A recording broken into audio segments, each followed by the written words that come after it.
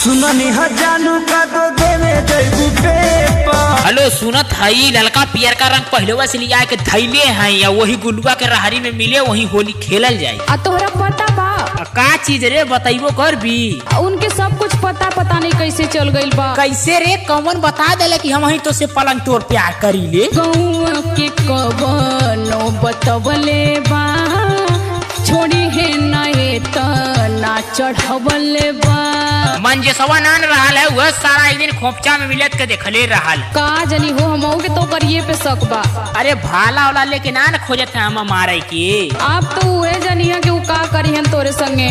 हम तो बड़ी डर लागत है रे अब कौने खोपचा में लुकाई हम। बोला पहले सुनावा छूट जाई हमनी के साथ का जानी गईले प्यार वाली बात का रे मंजे सवा कहाँ रहले रे 2-3 दिन से दिखाई ना देते रहले। तोरे घरा गई हो तो तोरे घरा वाले कहना कि तो ससुराल घूमत हमें हर मऊगा हो गया है। अरे गुलुआ मर्दे ससुरिया लानी है वही जबरदस्ती कह के कुछ सड़ुनिया रोक लेनी है कहानी है जीजा आज मत जा बहने जाए। अरे होली आ गई है रंग उंग लगावले कि ना सुनले रहनी है तोर सड़ुनिया एकदम गोल गप्पा मरती। अरे मर्दे रंग का बतिया छोड़ जो दुआरवा पे गईनी ते हमार सड़ुनिया का काल है सुन। होली में जीजा जी ससुरारे डाहला रंगवा छटक छटक के। अता का कहले इहो तो बता तबन मजा आई। हाइले सुन है मंजे सवा का काल एक जानी बचे न पैबू रंग लहंगवा पटक पटक के।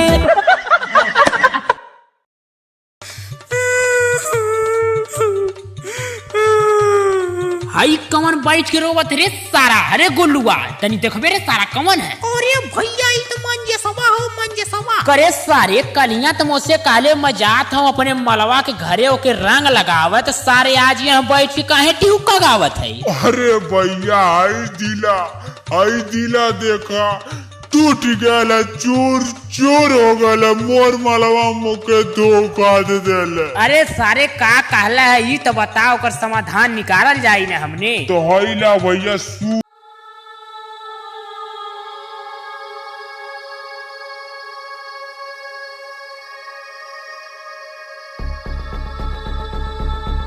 भी मार दे कैसे जियत है सारे मात रहते तो टंगरी में फंसरी लगा के जान देते हो सारे ता का काले ये तो बताओ।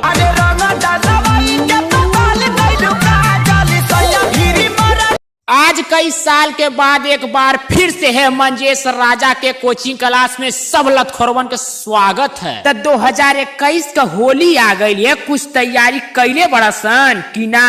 अरे सारे चिपरिया मुंह काहे बनौले रे खड़ा हो जो का नाम बतूर। मास्टर साहब नाम है नरेंद्र निषाद आजमगढ़ कप्तानगंज उर्फ मनरेपुर। चल ठीक है होली आ गई है होली के ऊपर निबंध सुनाओ जल्दी से। मास्टर जी हमार ना आवत है। सुनावत है कि है लठिया से हम सुनाई। सुनावत है सुना। अपने मलवा के गलवा लाल करेंगे असो होलिया में। पैट सारे चल रे गुल्लुआ ते सुनाते। सुननी जानू का तो देवे जैबू पेपर। होली के सुनावे कहानी तो सारा उ लोगन कुकुरौछी काटत है कुल मलवन के सुनावत हवा। ए भैया लोग नमस्कार हम मंजेश राजा आजमगढ़ कप्तानगंज उर्फ मनरेपुर से अपने छोटा सा यूट्यूब चैनल में तहे दिन से स्वागत करत हैं। तो भैया लोग हमार वीडियो कैसन लागल और वीडियो अच्छा लागल ना तो लाइक करा और कमेंट कर दा। और हाँ हमारे ये यूट्यूब चैनल पे अगर आप पहली बार आयल बड़ा ना तो चैनलवा के सब्सक्राइब करा और बेल आइकन का घंटिया जरूर दबावा कहे कि हमार आवे वाला वीडियो सबसे पहले देखे खातिर। तो भैया लोग आपन बहुत कीमती वक्त हमरा के दे के पूरा वीडियो देखने बड़ा बहुत बहुत धन्यवाद। मिले तानी अगला वीडियो में बाय बाय। हाँ भैया भुलाया मत यार हमारे चैनल में सब्सक्राइब करके जाया। Bye bye Tata.